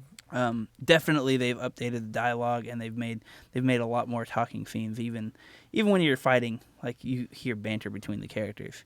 And I haven't even gotten into the gameplay. Honestly, the gameplay was what sold me on this game. So on this demo thus far. So in Final Fantasy 15, that was time that the Final Fantasy franchise started making a transition into more action sequences, right? And it was choppy at times. There was a few chinks in it that I didn't like. I feel like this Final Fantasy 7 remake is that system actually coming into its own. I feel like it's not overly complex, but it's got enough complexity to where you can, and it's not turn-based either. But yeah, it's got enough complexity to where you can use all the tools you have to figure out these enemies' weaknesses like you would in the turn-based RPG elements of this game. Like at one point, and you have to listen to what the characters are saying in their banter as well. Like one point he says, "This thing is weak to magic. If you hit it with that, then we can really do a lot of damage." That's like a really good way to draw people into the game, because like if a lot of the times I'll be playing I don't know, like Skyrim or some action RPG, and I'll just kind of drown. Usually characters will say the same stuff like over and over again, so I'll kind of, stop Right. paying attention. But if they're actually like giving me useful information, that would be like Yeah. I'd probably look over to Barrett as soon as the fight starts, and he'll say something, and I'll like, okay, and I'll Yeah. proceed. That makes you feel like a member of like an actual like operating team instead of just Right. someone who's pulling Yeah. strings like a demented puppet master. And that was the sensation I got when I was fighting. There's this big boss at the end where you have to fight, and like you hit it for a few times, or you like blast it with Barrett, whatever you do. And, like there's no damage hardly at all. You're like, what do I have to do this thing to actually hurt it? And then Barrett says the same thing. He's like, how the heck are we supposed to put a dent in this thing? Something along those lines. He says you can we can overload it with lightning magic. And so you start hitting it with lightning magic, all of a sudden you see its stagger bars start to build up. And, that's one element I really like, is that it encourages you to look for to really observe your surroundings and be like really on the ball whenever you're fighting and adapt as the fight goes. So I like a game that pulls you in like that. Aside from that, the way the combat works, you have a lot of square combos, and each character has like a different like attack ability and different like actual combat abilities. Like Barrett has a charge shot, which it gauges up over time, but he can like recharge it by like reloading his gun. But it does a lot of stagger damage, and Barrett's kind of the tank. But in that he basically, the characters basically all have these different modes. Like Cloud, I think, has like a Buster mode or something along those lines. I think, yeah, or operator mode and Buster mode. Yeah, it's something along those lines where his offensive, Buster mode is more offensive, hits harder, and but it's slower and you can't really block unless if you block or dodge, then you get out of it. So it really encourages you to use all of your tactics that you have with you, and it pulls you in to use this like complex system. And like it's interesting because I played through it once and it was hard because I was just learning the system. Yeah. You play through it a second time, you do it a lot faster because it does. This demo actually does a really good job of teaching you how to like link together combos and stuff, and it's really fun. But I'm trying to think, did I miss anything? I want to cover as much as I can about this game. Sure. So. As far as like I know a lot of people were really excited about like the art style and like the way the game just looked, but like how does it hold up compared to the original, do you think? How does it hold up compared to the original? Well, obviously nothing beats the glory of navigating a PlayStation 1 game, a JPEG. Ooh. I really did like the original art style, but it's aged. This art style, fantastic. They didn't make all the characters look super anime-y, and I'm pretty sure they're gonna poke fun at Cloud for his overly spiky hair like they did in the original. Because there's already like a sign that I said that had like hair tonic for extra spiky hair. Oh my gosh. And speaking of his hair and like all the hair in this game, like it's really finely detailed. Like I looked at it, I was like, why did they spend so much time on these little details? Like his eyes, 7 years. His eyes look like a real like human eye. Like they're dark. You know how a human eye never stays still. Right. If you look at his eye is doing the same thing. It's like kind of like doing those little adjustments. And I'm like, it's crazy. Well, I mean, Like, if we're being honest, Final Fantasy VII is probably the best Final Fantasy, or at the very least the most well-known. it is the most popular. Yes. So like if they're going to remake one and it's going to be that one, it makes sense that they go all out and try their very, very best to make it excellent. I'm just waiting for like halfway through the game where they're like, gotcha. You're going to have to wait 7 more years for us to finish the other half. Got you. You thought you were playing a game? No, this is actually Kingdom This Hearts. is real. But no. Turn off the game. What were your impressions? My impressions, I sat on Eli's bed and watched him play. Because I sometimes do that from time to time to enjoy it better. I really enjoyed it. Because I was thinking, all right, we're going to have another Final Fantasy turn-based situation, but higher graphics. It's not a big deal. I didn't enjoy it whenever I tried it out in that sense. But once Eli got in and I saw him press the square button twice instead of wait for a command list to pop up, I immediately sat up and went, oh. Yeah. So just watching him swing around the sword, like they also did really good with all the animations. There's one animation where you get like a finishing slash, but your sword isn't in the same place as the slash, so it gives that feel that he finished up the combo so fast that he was already on his way to move to his next stance. Ooh. But the slash is still going on. It's super flashy. Like he has a whole bunch of like, it's not like Advent Children-esque where he's like making all these huge leaps or anything, but when he's doing his thing, it like looks super flashy, and you can feel that impact. It doesn't feel like you're just swinging like with a Nerf bat or anything. It has this impact. And then you go to bear it, and it actually feels like you're bearing, like you just like hold down the square button, and that doesn't do a lot of damage. But then you have all these other abilities that like increase your damage, and it feels like nothing can really. He's a tank, so it feels like you're just hitting there, like drilling them, and you're not coming down. So whenever he first switched to Barrett, and I was like, wait, you can play as multiple people? And then he started holding down the square button, slowly firing. I was like, wow, it's not doing a lot of damage to those turrets. Oh, what's going on here? And then he shot off like a cannon blast that just annihilated one.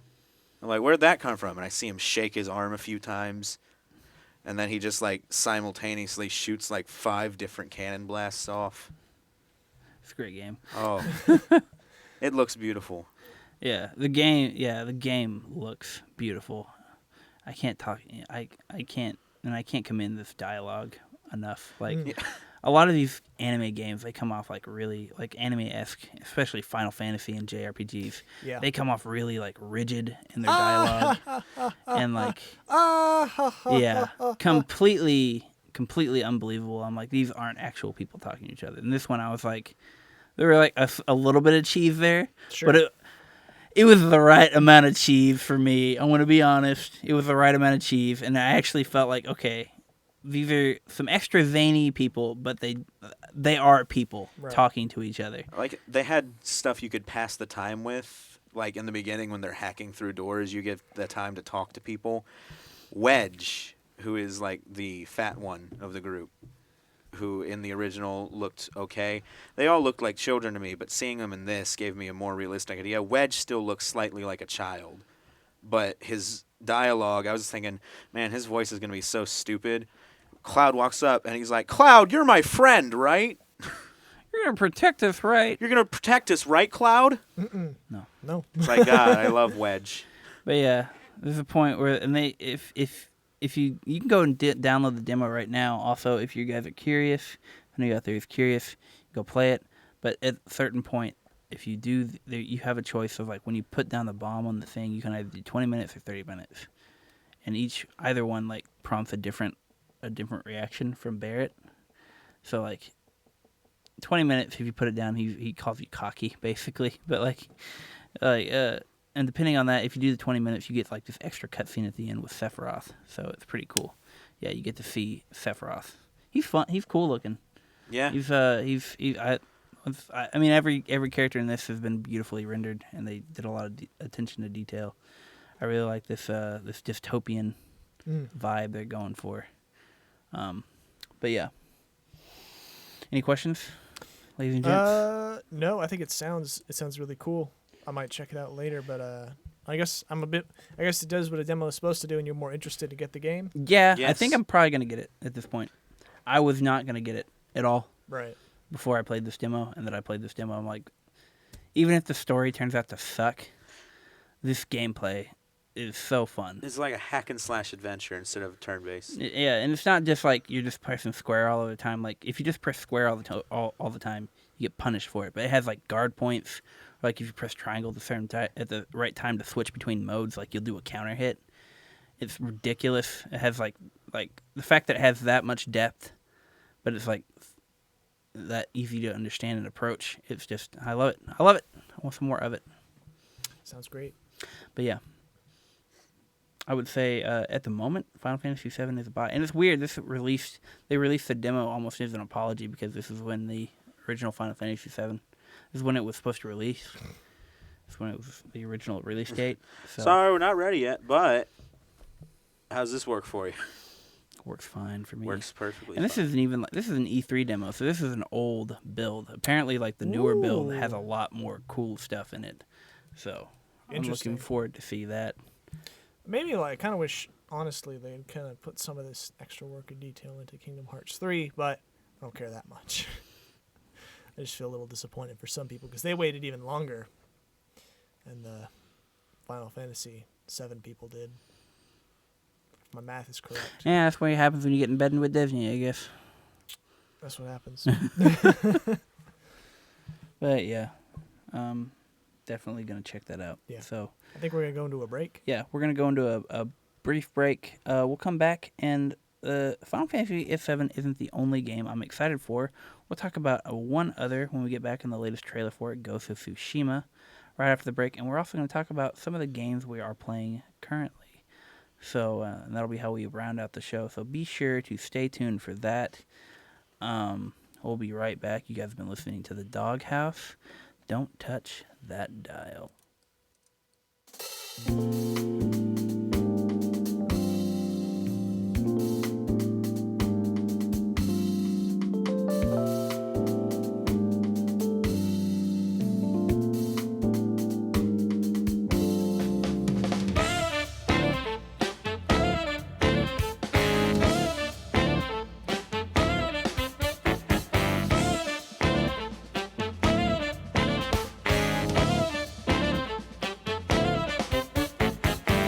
You try to run me through, hold on, think again, don't you know what you're starting? But you sure ain't got a clue how bad this will go, don't you know? Know my art of war. And as you look to the horizon, not a cloud, but then stormy weather's caught you cold. Seems like it crept up out of nowhere, all around you. It's not quite what you foretold. You'll never see it coming. You'll see that my mind is too fast for eyes. You're done in. By the time it's hit you, your last surprise.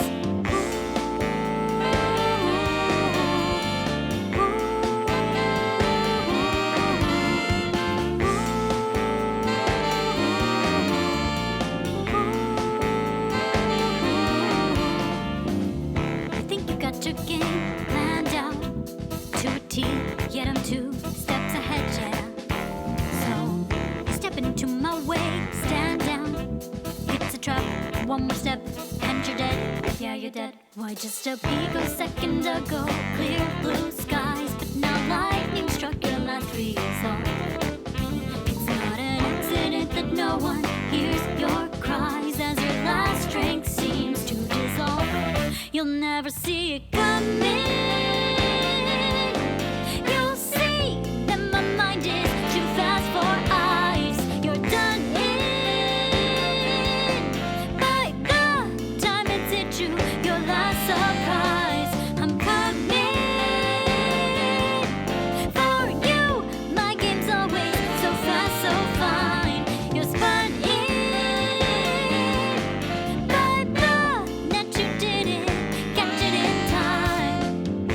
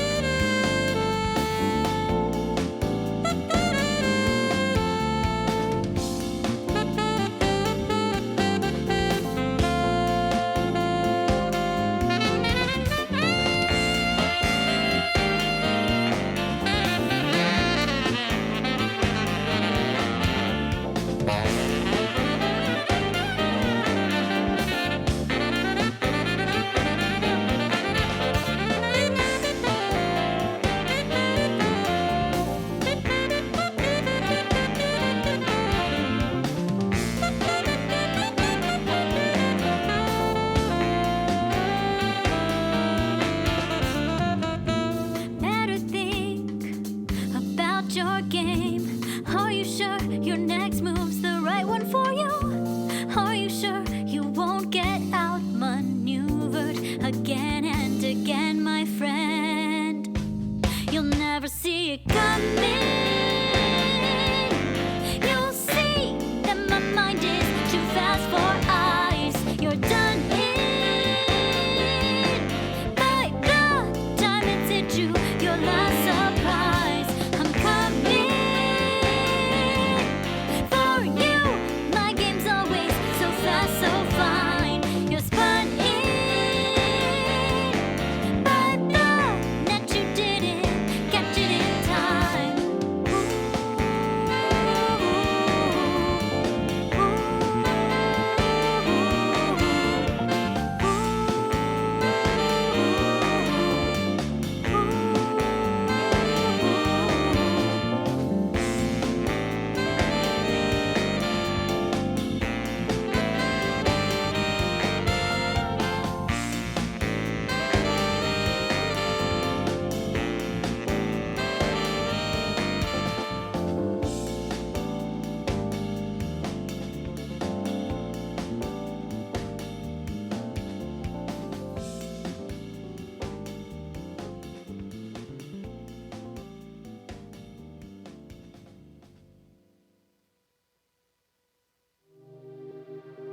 You don't know what it's like to be alive until you've been living in the truth. Join me, Moonpie Man, And Mr. Media, on Mondays from 4 to 5 as we walk through the Word together. let's do it, y'all.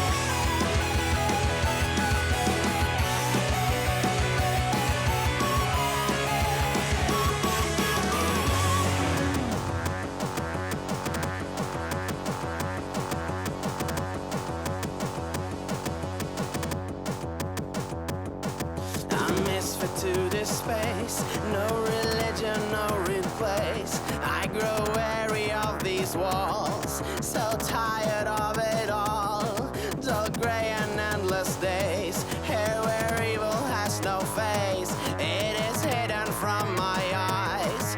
Unseen or in disguise. Welcome to a world where you always get the girl. You may lose a fight or two, but you'll win if you get through. Face up and challenge all you ever knew since you could fall. Always looking somewhere else when it's all inside yourself. I wanna play until I die. Don't wanna lose my reasons why. I race towards the sky in a world that never ends. I keep coming back for more. Keep coming back until I score. Always stronger than before in a world that never ends.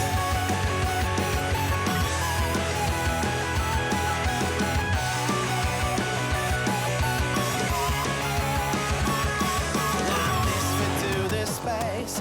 No religion, no real place. I grow weary of these walls. So tired of it all. Face up and challenge all you ever knew since you could crawl. Always looking somewhere else when it's all inside yourself. I wanna play until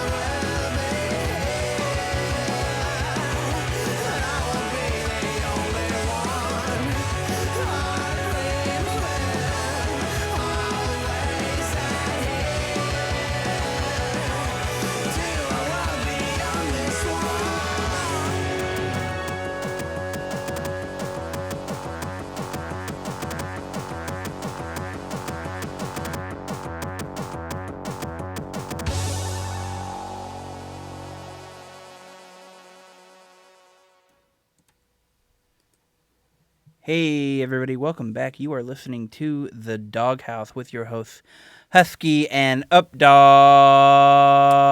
Sleepy Bastard is dead. Hey, what's up, fellow gamers? Dingo has been avenged.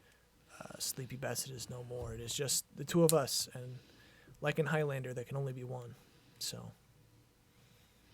But you're going to have to get DLC to find out who wins. Yeah. gonna have to collect all the llama eggs to get the secret ending. All 500 of them. All of them. You got to get them. Some of them you have to no-clip through the map to get. Anyways, when we left, I thought someone was coming in. When we were left, we talked. Somebody was coming in.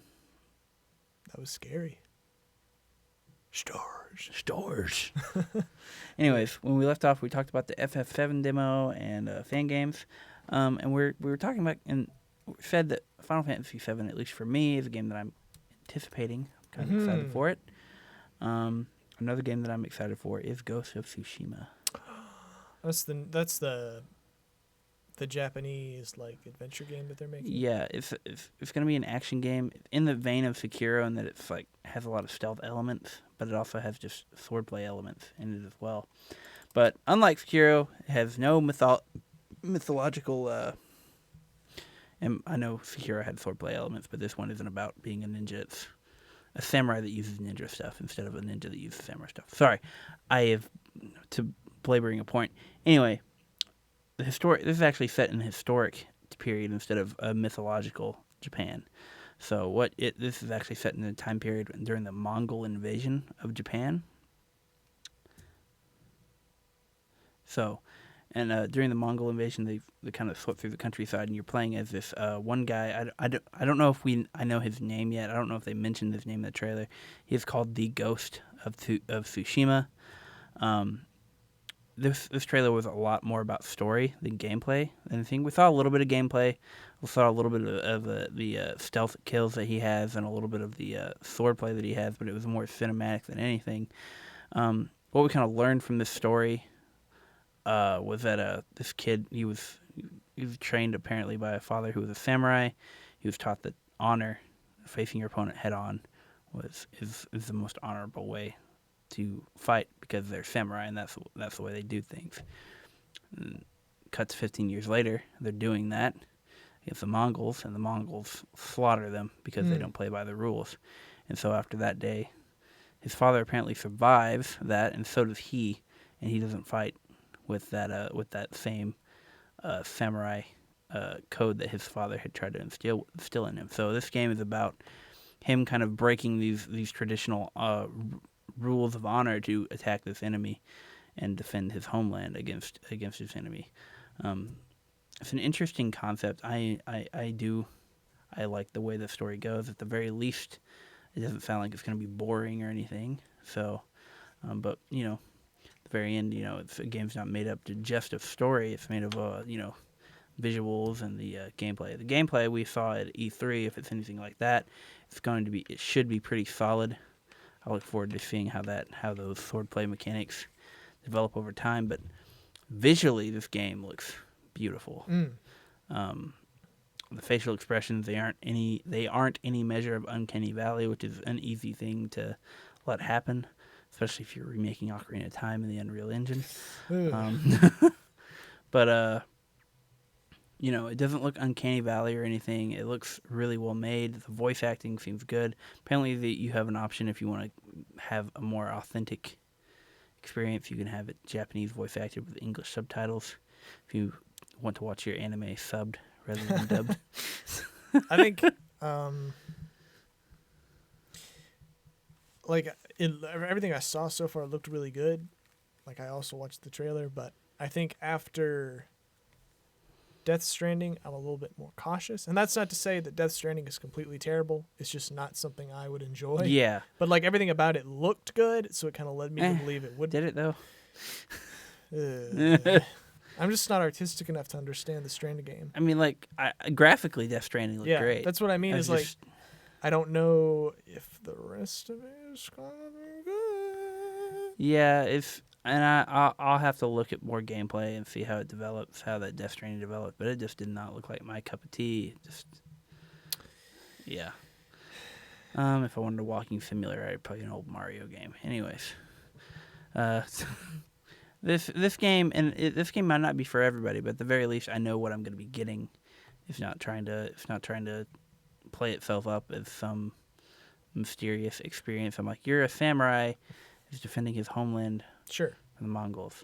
Not for everybody because it's going to have a more toned down, realistic aspect to it. And to be clear, like you compared it to Sekiro because of the tone and the obvious Japanese influences, but it probably will not have the Dark Souls level difficulty. No, I can actually play this one. It won't have the Dark Souls. It won't have like I say, like just in aesthetic, it has a lot in common with Sekiro, but even then, like there's differences. But in terms of gameplay, these two games are probably going to play very differently. Like they're still going to have some stealth aspects, but this one's going to be more subdued.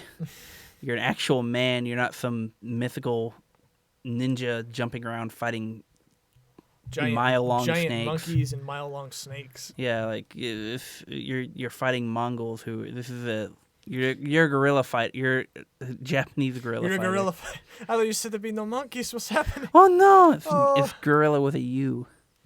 Great. For some reason. But yeah, I'm excited. I eagerly anticipate, the arrival of this game. Yeah, at the very least, you'll get a taste of it whenever I buy it, because I'm probably gonna buy it. Sure. I'm a simpleton, and I see. You'll be tricked into Ooh, anything. katana! I'm a weeb. Give it to me, please. No, but I'll probably wait for a little bit. I want to see more gameplay before I invest. But there is an official date. It's June 26th, so that's around my birthday. Great. I wish Doom Eternal had an official date for the Switch release. That would be great. When does it come out for the other systems? March 20th. Wow. This month. Wow. So at least, at the very least, I get to get to see some reviews and gameplay and stuff. Yes. Before, then again, Switch there's usually some downgrades in terms of graphics and stuff. So who knows what'll happen? It didn't seem like it was that intense for 2016's Doom. So it's okay. It's not that bad. Right. Yeah. Okay. Cool. Mm-hmm. But yeah, it'll be interesting to see what Ghost of Tsushima is going to be like. I look forward to hopefully getting to play it. But speaking of games that we're looking forward to playing, what games are we playing now? Right now? Right now, at this moment. At this moment? Yes. Well, the not like Lion at this moment. Game. The Lion Game? I said lying. But, goodness. Right? The most dangerous game. The most hunting people? That's where Dingo and Husky. Oh no, they're dropping like flies. But no. Let's see. According to my Steam library, I've been playing a lot of Fallout New Vegas this week. I kind of decided to revisit that one since I never beat it, and it's a lot of fun. Like I got that perk at the beginning of the game where the game is really weird. So like I left the starting town and I found Indiana Jones's corpse inside of a refrigerator. Wow. I took that hat, put it on, and now I'm just kind of. I think the thing I like most about this game is that like there's really like a whole bunch of different ways to get out of situations. Like you can shoot your way out, you can talk your way out, you can use science. There's like a whole bunch of different. Like there's a solution for like every problem. And you can get through it even if you don't have the right points into one area. So I appreciated that. It'd be cool if they had. We were talking about fan-made games and projects earlier. It'd be cool if we got one for kind of maybe revitalized a few of the older graphics for Fallout New Vegas. Because objectively speaking, I think it's the best Fallout. Yeah, I would agree. It differentiates itself from the traditional Fallout design in a way that's very creative. You're not just a vault dweller who's waking up. It feels like a lot closer to a Western than it does like a post-apocalypse. Oh, okay. It is the post-apocalypse. Like that's the setting, but it has a Western style. The story structure is much closer to a Western. Yeah. Like it feels like I'm playing through a fistful of dollars with all the backstabbing and lying that I'm doing. Yeah, it definitely has that aspect to it, which plays to it towards its favor, I think. But yeah, I'd love to see a fan project that, maybe. Well, that's kind of what Outer Worlds is, isn't it? Outer Worlds. Outer Worlds is like a space western-esque thing with kind of like these giant supercorp in the background. But what I mean is like it's made by the same people who did New Vegas, and it's kind of more. It's almost based on New Vegas. Like a lot of the game elements come back, and a lot of the storylines are the same. So I haven't got to play Outer Worlds yet. That's one of the games that's kind of on my list. But from what I've heard, yeah, it seems like a spiritual successor to it. But if there are any fans out there who just wanted to revitalize New Vegas, or any Fallout game. No, just New Vegas. The other ones can perish. Poor Fallout.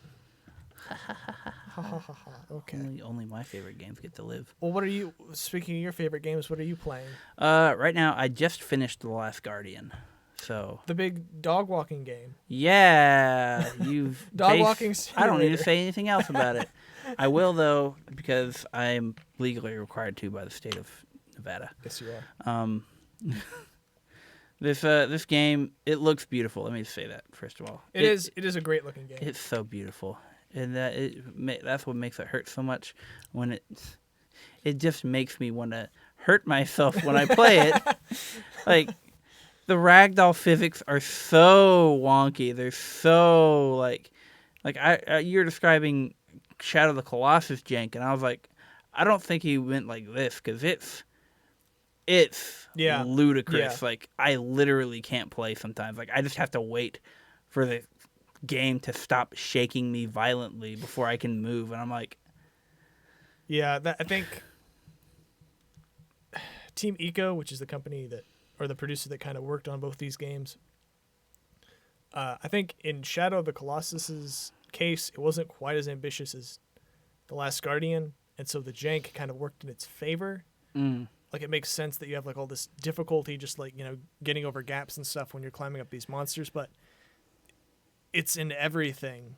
Like in The Last Guardian, like picking stuff up, putting stuff down, like walking is really hard. I've been told, like getting from point A to point B. Just walking can be a chore. Yeah.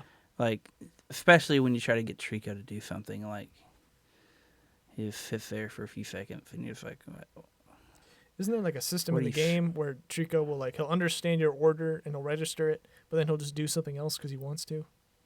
Because he's a real animal. He's like a real animal, Eli. I wouldn't know, and if that's in there, I hate it, and that would explain a lot.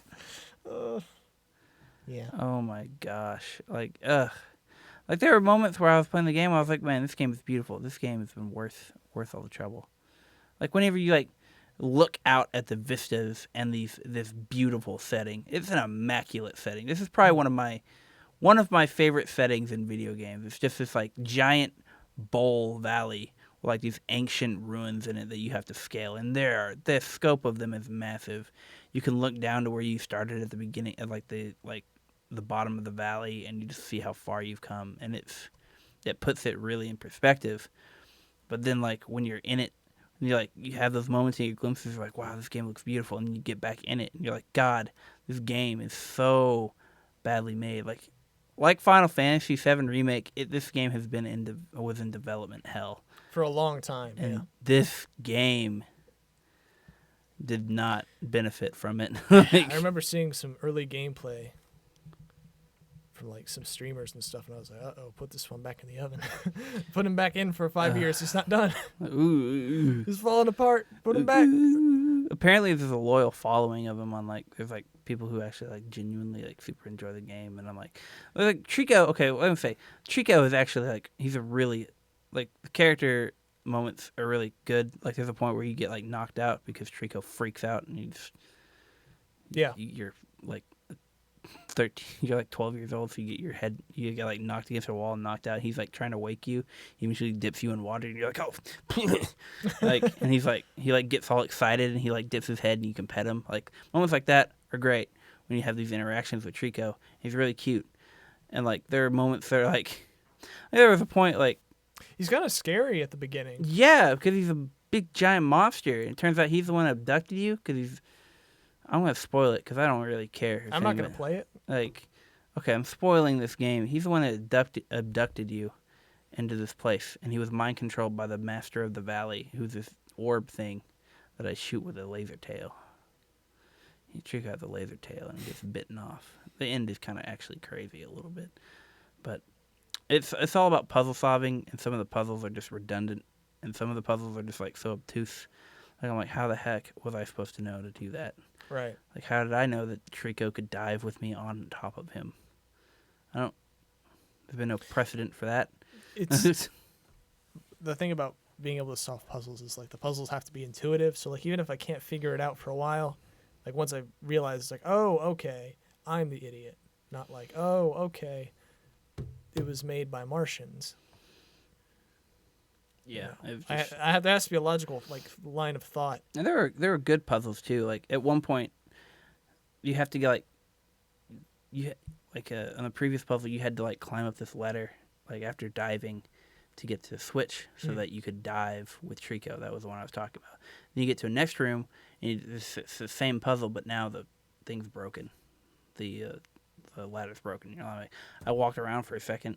I was like, what am I supposed to do here? This is stupid. And then I watched Trico jump in the water and watch the big waves, and I was like, oh, he changes the water level. So I just rode the water level like up to the lever, and I was like, oh, that was a really good puzzle. But then like sometimes it's just ridiculous. Yeah, it's ridiculous. Like there's one point where I had to like pull a wagon out of this like pit and like have Trico hit it while I was on top of it to fling me up through a hole, and I was like, what? Because it's dumb.